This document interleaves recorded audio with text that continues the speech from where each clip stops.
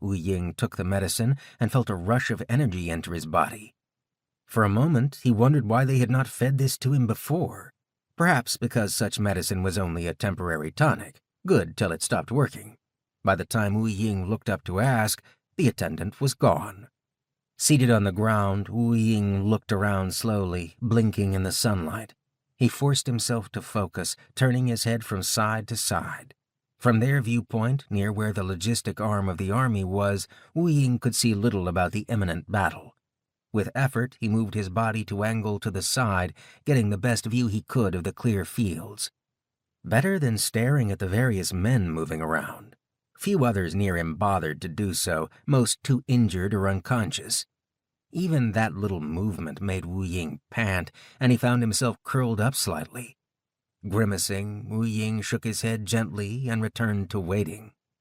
Hours passed, an attendant coming out to provide the various patients a bowl of porridge and their herbal medicine before scurrying away.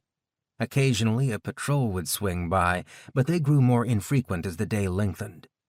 In time, the cries and sobs, the panting curses and screams of men in pain reached the patients as the wounded streamed in. Wu Ying winced, tilting his head upward, but could see nothing beyond the sides of the tent. Behind the imposing black of the military tent, soldiers wailed, bled, and died, but the black facade gave no hint of the men's struggle.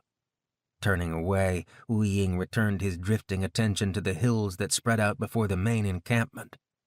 He turned toward them to tune out the screams behind him, to remind him of the peace that existed in nature, of the way the wind blew, the birds flew, and the sun glinted off the spearheads.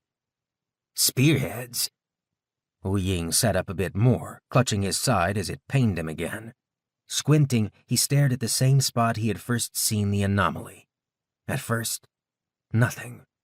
Then a glint. Spears! When he looked around, he saw that none of his fellow patients had seen anything. He frowned, waving at the nearest patient and pointing. Spears! The enemy! The patient could only squint at him, his long hair tousled behind him. Looking around, Wu Ying realized that none of the attendants were around either. Perhaps he was hallucinating. Once more, Wu Ying squinted, only to have his suspicions proven when the sun glinted off them again. I must warn them! Wu Ying pushed himself up, only to sink to his knees when weakness robbed him of his gains. He groaned, pain shooting through his body, the fever pulsing and sending a headache through him. No! Wu Ying stood with a push, screaming slightly in pain. His shrieks were lost in the shouts from the medical tent. One foot in front of the other, his teeth gritted, Wu Ying walked forward.